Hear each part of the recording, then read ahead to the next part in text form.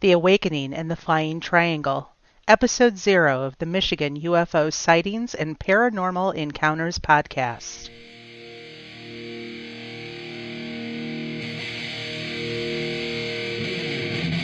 Hello, and welcome everyone to the podcast. I am your host, Wayne, along with my lovely co-host and wife, Michelle. Hey there. Coming to you from the glacial dumping grounds known as the Michigan Basin, where we cover such topics as UFOs, aliens, conspiracy theories, paranormal encounters, ghosts, the Michigan Dogman, Bigfoot, and all things paranormal and strange in and around Michigan. All right, well, Michelle, here we are, our very first episode, I guess, episode 0. Just a couple of teachers here in Michigan that have decided to start talking about UFOs and the paranormal in the state of Michigan and beyond. Very well put. As my wife has said, that's exactly what we are. We are a couple of teachers. I am a high school science teacher, and probably not something you're used to hearing from somebody who teaches science, being interested in UFOs and the paranormal, but I find it very interesting. As long as you don't start talking about conspiracy theories with your students. You got to get their attention somehow. It was aliens. I'm not saying it was aliens, but it was aliens. All right. So that's kind of our background, to just put it simply, as Michelle just said. We are a couple of teachers. She's an English teacher. I am a science teacher. And we had an experience driving home one night. And we'll get to that in a little bit. So stay tuned for that story. Well, let's talk about this news story that's been hot all week. Looking back at February 24th, this article was published 3 days ago. American Airlines not denying possible UFO spotting, says talk to the FBI. So it looks like an American Airlines passenger jet traveling from Cincinnati to Phoenix encountered an apparent UFO. This was flight 2292 and about 1 p.m. Central Standard Time. So it was not at night, it was during the day. And pilots are highly trained, and we know they have to have very good observational skills, and they are by the book kind of people. This I know from my background, with my dad being a retired airline pilot, that, you cannot take any chances. Everything has to be by the book. And they don't like to talk about these kind of things because it makes them look bad. Well, apparently they saw something, and they radioed the control tower that was monitoring their flight and asked them, do you have any targets up here? We just had something go right over the top of us. And he says later, I hate to say this, but it looked like a long cylindrical object that almost looked like a cruise missile type of thing moving really fast. It went right over the top of us. What is the typical, how many feet in the air do missiles typically travel when they do their testing? It depends on the type of missile.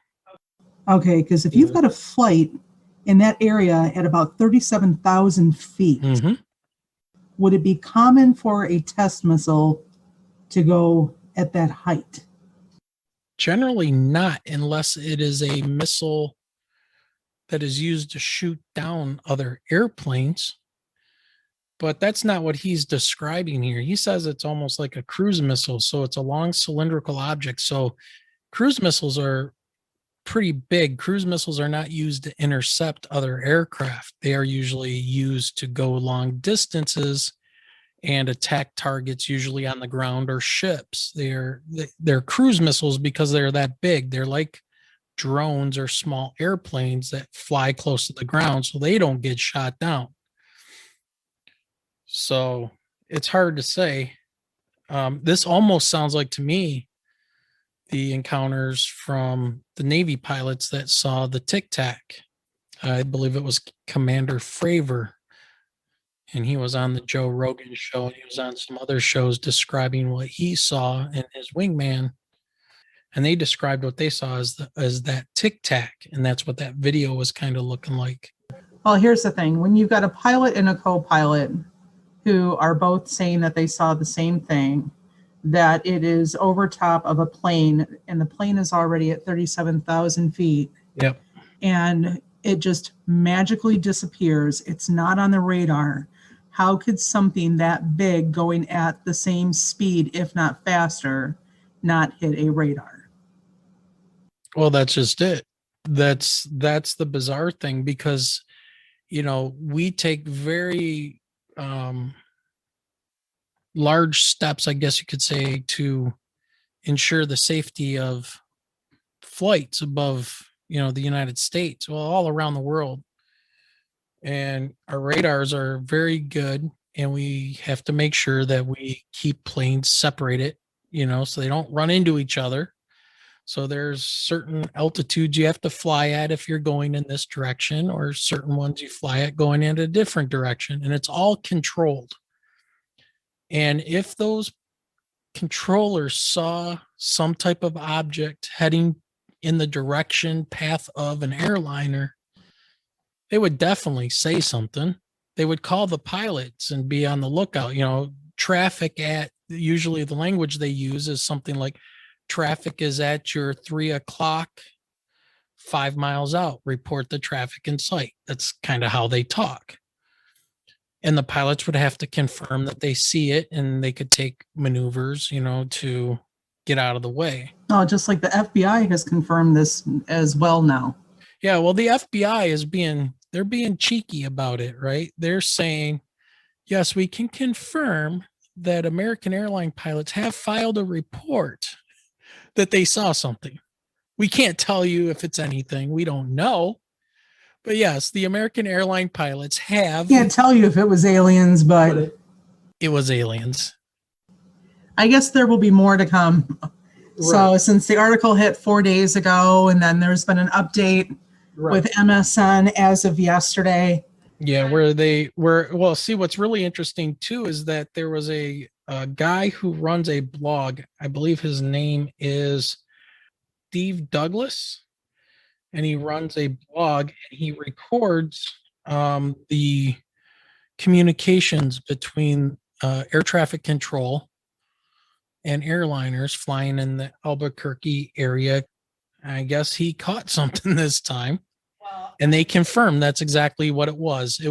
His recording was that of American Airline pilots asking controllers if they had something up there, because something just flew over them really, really fast. Well, and of all news sources or so-called news sources that are out there trying to find out information, TMZ reached out to the FBI. Right. Trying to find out information. It's like, excuse me, I would like to know what the aliens were wearing. Right. Were they bougie? Were they couture? Exactly. Oh my gosh. That one gets me though. Yep. And the fact that the second article that came out just a day ago, so on the 26th, is in the men's health section of MSN. The FBI confirms the report of a long cylindrical UFO moving really fast. So here's why this is a big deal. These are pilots. They make the call. They're highly trained professionals with a lot of responsibility. You don't let just anybody fly multi-million-dollar aircraft with a couple 100 to 300 people inside of them, you know, at 37,000 feet. These are guys that have a lot riding on making mistakes and making bad calls, you know, can end lots of lives. And if pilots see something like this, they don't say anything. But now these guys are starting to go on the record. And now they're filing reports with the thousands FBI. Of reports. Right.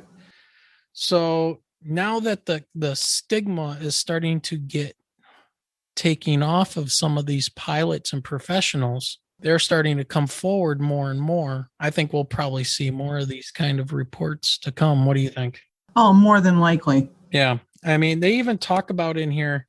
They start to put a little bit of doubt in the reader's minds in the follow up. They're talking about White Sands, New Mexico, as a missile training center. But then they put in there, if you stop reading right there, you don't see the spot where it says the missile training center is 400 miles away. 400 miles away. It's like, excuse me, I need to take a quick stop in Vegas, play some roulette.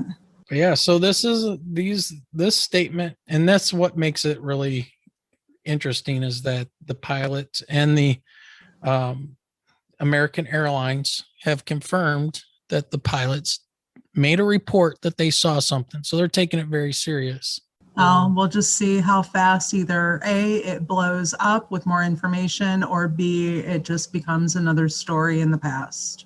I have a feeling it's going to blow up. Everyone, their emotions are heightened right now. So we shall see. All right. So I think with that being said, I think it might be time for a little break. What do you think? Sounds good to me. All right. Let's take a break for a minute. We'll be right back. All right. Welcome back, everybody. I guess we're going to talk about why we have gotten involved in this, and kind of not by our own choosing. It was something that happened back in like 2018, which spurred on March 9th, 2018, what we saw. So Michelle, why don't you describe kind of what happened, and then I will add in. Set the stage for this one. It was March 9th, 2018, at about 2:27 in the morning. We were traveling westbound on Ford Road towards I-275 that runs north and south, going to South 275 so that we could head home. Now, I want to interject. Even though it was about 2:30 in the morning, we were not coming from the bar. We were not coming from a bar. We were not drinking at all. Coffee. We had coffee. We had lots of coffee. But we were out with some friends having a time playing some games, I guess you could say. We were playing late night bingo, everyone. We were playing late night bingo.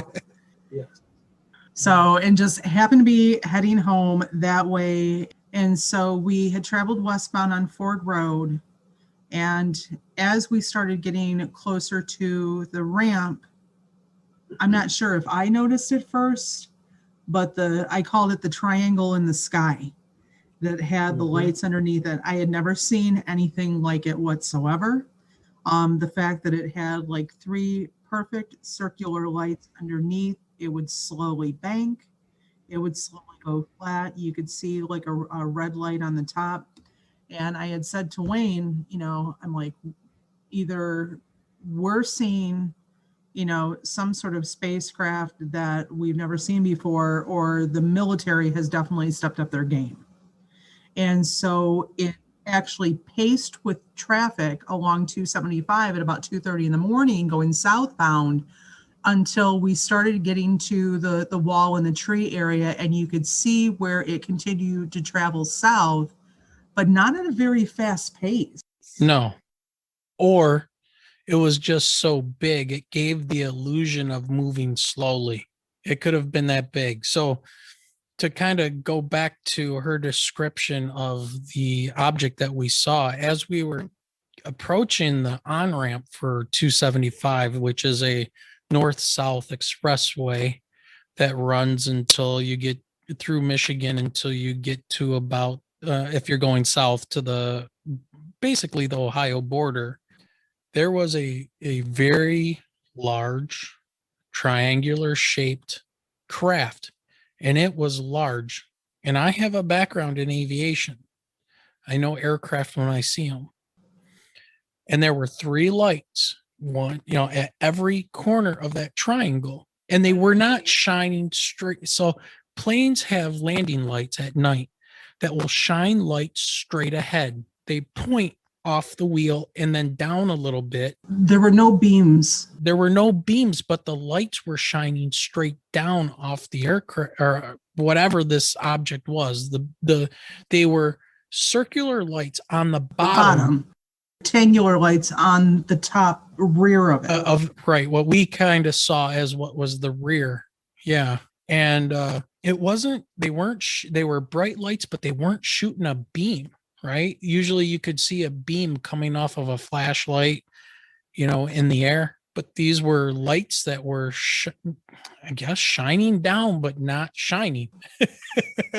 Really weird. And it did a very shallow bank and turn to go in like the southerly direction, kind of going parallel around or with 275 heading south. And I know that Willow Run Airport is down there, and I know right. allegedly there's a little airport or something, some sort of like landing pad over in the Canton area. I believe that's closed though, and it's a very small airport if it is open. Well, and that's the thing. It's for general aviation. This thing was huge. I've lived in Michigan all my life, and I've traveled that road countless times, at that time of the morning, driving home, and have never seen anything like that, nor have I seen one of those again. And I've seen stealth bombers. So I remember sitting out in the parking lot at Service Merchandise when they had a huge flyover with the stealth bombers. So I remember, from a kid even into adulthood, seeing stealth bombers, because I know that there were some folks who had asked us, well, are you sure you didn't see a stealth bomber? Right. No, it wasn't a stealth. It wasn't a B-52, because those things are absolutely, loud as all get out. Right. And B-52s do not fly that at 2:30 in the morning.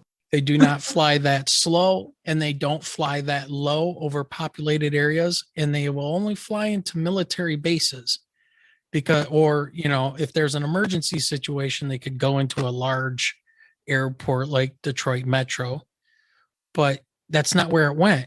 There was no explosions. There was it crashed. But as we headed south and we tried to pace with it and keep up with it, we lost sight of it from a retaining wall that is up along the highway. And when we came out the other side, we were looking for this triangle object to see where it was going, and it was gone. It was just gone. And there's no way. And I know it's one of those things of, well, did you get a picture of it? Well, number one, it's night. Number two, I couldn't get to my phone fast enough. And I'm not sure that the phone that I had at the time was the greatest anyhow for pictures at night. Right. And I was driving, so there was no way for me to get to my phone. And honestly, when I first saw it, because of my background in aviation and all the years I spent studying aircraft and science, and I literally felt like a hit of adrenaline. Like, what is that?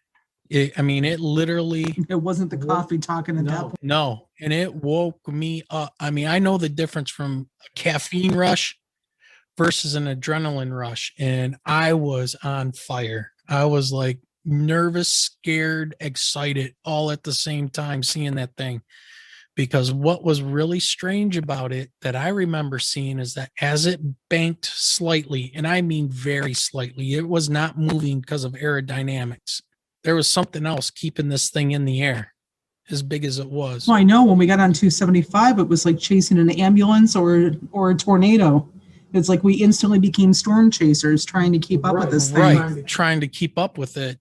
But as it made its bank and and it was starting to head south, going parallel along 275, I looked out my left side window as I was merging onto the expressway, and I could see there was some kind of reflection of light from the buildings below. And it was that low that whatever those lights were underneath it was reflecting off the roofs of like the what do they got there, hotels and IKEA and like IKEA, and it kind of illuminated the bottom of it, and it was black, but I could see little parts of that the frame, I guess you could say. It was ridiculously big, and it was almost like the material that the craft was made out of was absorbing any light. That's what it kind of looked like, to make it very hard to see, but you could see those 3 huge lights in the corners of the triangle at every angle. Well, and here's the thing. Once we put it out on Facebook, it was almost 2 weeks later. Yeah. You reported it to the the state of Michigan, to MUFON. So, and then we had created the group on Facebook. So the Michigan UFO sightings and paranormal encounters. So that's when my husband created the group. And we decided to go ahead and put our story out there. And it was amazing how many other folks in the state of Michigan had also seen very similar things, not so much around that particular area, but north, definitely north of us, and then also northeast up around the Port Huron area as well. But then you start questioning, okay, is that near Selfridge Air Base? Mm-hmm. Could it be something coming from there? Granted, we've got Willow Run Airport, but why Ford Road 275? Why that low? Yeah, it made no sense. And the shape of it, as slow as it was going, no sound, how low it was. It was not a conventional aircraft of any kind. There's no way. And so yeah, it was kind of like a couple weeks later, I ended up reporting it to MUFON and never got a response from them. And when I didn't get a response, it was like, we should start a Facebook group and see how many people have seen something and what we can get. And the responses have been pretty incredible.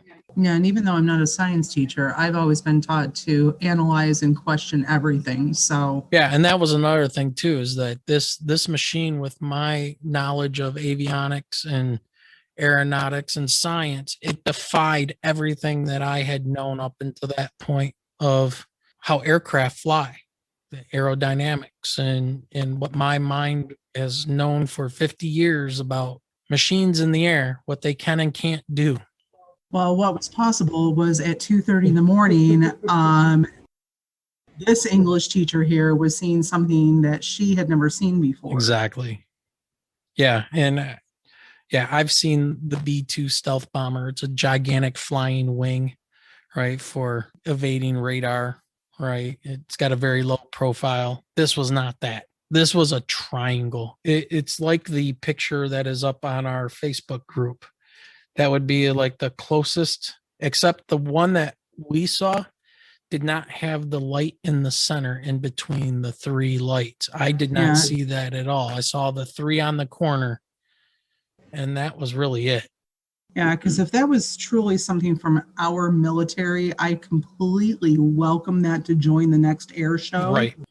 That they have at Willow Air Run, besides, what is it, the Blue Angels? Right. Or the Thunderbirds.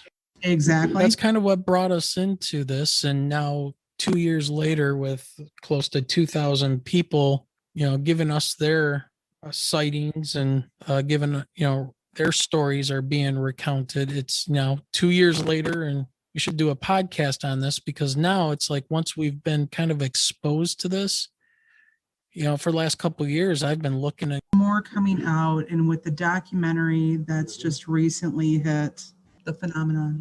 awesome documentary. Definitely recommend the viewing of that. And they actually talk about in 1966, Ann Arbor, Michigan, multiple UFO sightings around the Dexter, Ann Arbor area that actually brought out the government to talk about that case. So that'll be an episode coming up here soon.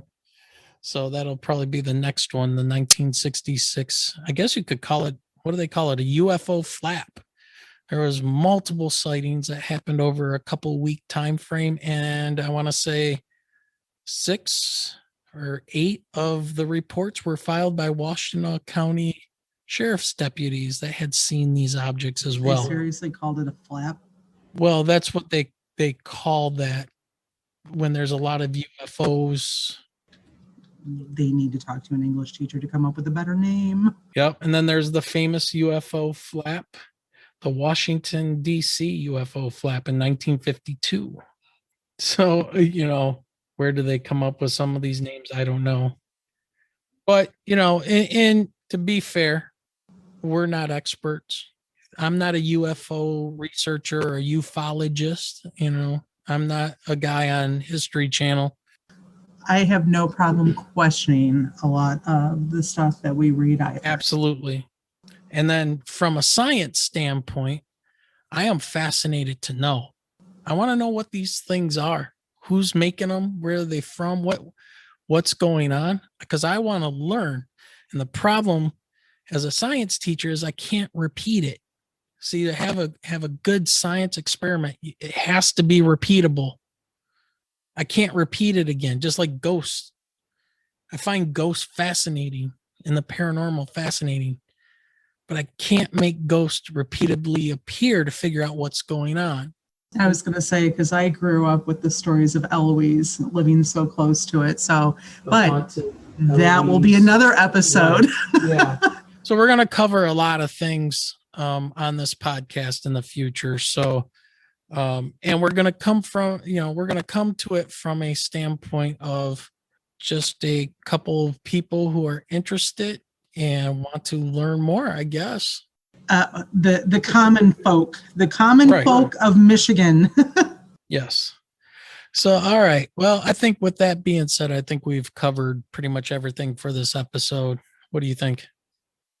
I believe so for tonight.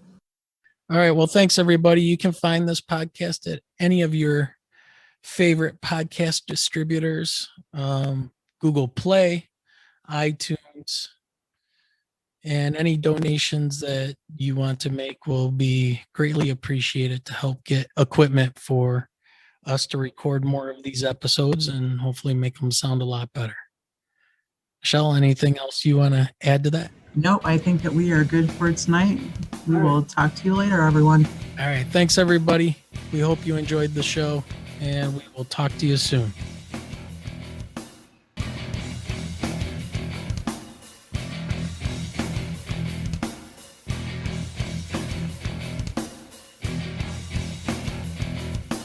You have been listening to the Michigan UFO Sightings and Paranormal Encounters podcast. You can reach us at mi.ufo.podcast@gmail.com. You can also find us on Twitter at mi_UFO and join our Facebook group by searching for Michigan UFO Sightings and Paranormal Encounters. So until next time.